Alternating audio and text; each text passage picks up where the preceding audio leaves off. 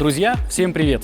Скрип тормозов – частое явление, с которым рано или поздно сталкивается практически каждый автолюбитель, и мало кому это нравится. Причин этому может быть великое множество, ведь тормозная система – это сложный механизм, который состоит из большого количества деталей. Скрип является результатом вибраций, неизбежно возникающих при работе тормозов. Более того, он усиливается за счет самих компонентов тормозной системы – диска, суппортов. Даже колесная арка и элементы подвески могут вносить свой вклад в появление шума. Конечно, есть явные причины скрипа, например, износ колодок. И здесь решение только одно – их нужно заменить. Но иногда случается так, что звук появляется без явных предпосылок. Например, сразу после установки новых колодок. Либо спустя какое-то время, но при этом без сильного износа фрикционного материала. Давайте разбираться. Самый частый случай – это отсутствие противоскрипных пластин. Данный элемент разработан конструкторами не просто так. Во-первых, пластина помогает отводить тепло от колодки. Во-вторых, выполняет роль демпфера, который помогает гасить вибрации, что и являются причиной скрипа. Очень важно установить их на новые колодки и сделать это правильно, использовав при этом противоскрипную смазку.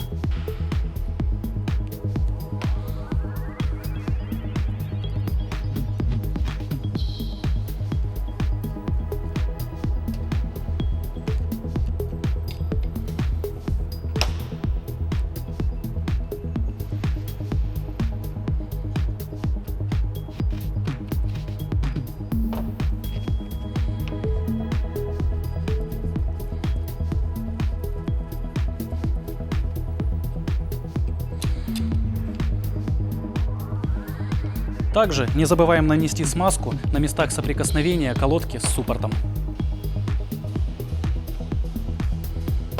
И только теперь мы можем устанавливать колодки в суппорт. Второй случай – непритертая новая колодка. Очень важно подготовить фрикционный материал к высоким рабочим температурам и притереть колодку к диску. Дело в том, что фрикционный материал новой колодки условно мягкий. В процессе так называемой притирки он постепенно и равномерно прогревается, и его твердость достигает нормативных значений. Если же пренебречь процедурой притирки колодок и сразу резко или продолжительно тормозить, то внутри фрикционного материала образуются очаги локального перегрева. Из-за этого некоторые области фрикционного материала затвердевают сильнее, чем другие, и впоследствии царапают диск. Поэтому появляется сильный скрип, а колодки и диски быстро приходят в негодность. Advix рекомендует проезжать не менее 200 км в обычном городском режиме, без резких и излишне продолжительных торможений. Обратите внимание на то, как именно вы тормозите. Постоянное удерживание ноги на педали тормоза может привести к перегреву тормозов, даже при невысоких скоростях. А правильнее и безопаснее использовать интервальное торможение. Это когда вы нажимаете на педаль тормоза на 2-3 секунды, затем отпускаете. При необходимости тормозите снова. За это время тормозная система успевает немного остыть и не теряет свою эффективность. Причиной скрипа могут быть и диски. Если вы меняете диск на новый, то не забудьте удалить защитную смазку, которая наносится на заводе. Так торможение будет эффективным, а на диск не будет налипать пыль и грязь. Что касается дисков с пробегом, то они заслуживают отдельного внимания. Бывают диски с очень сильным износом. Новые колодки на них притираются долго и достаточно шумно из-за большого количества углублений и борозд. При этом эффективность торможения будет снижена из-за меньшей площади контакта между колодкой и диском. Иногда поверхность диска стирается так, что образуется бортик, колодки задевают его и появляется скрип. Если у диска толщина достаточная, то его можно проточить на специализированном оборудовании, но наилучшим решением будет его замена. Полезный совет. Если вы ставите новые колодки на старый диск, то очистите его поверхность с помощью наждачной бумаги. Это удалит остатки старого фрикционного материала, и притирка пройдет быстрее.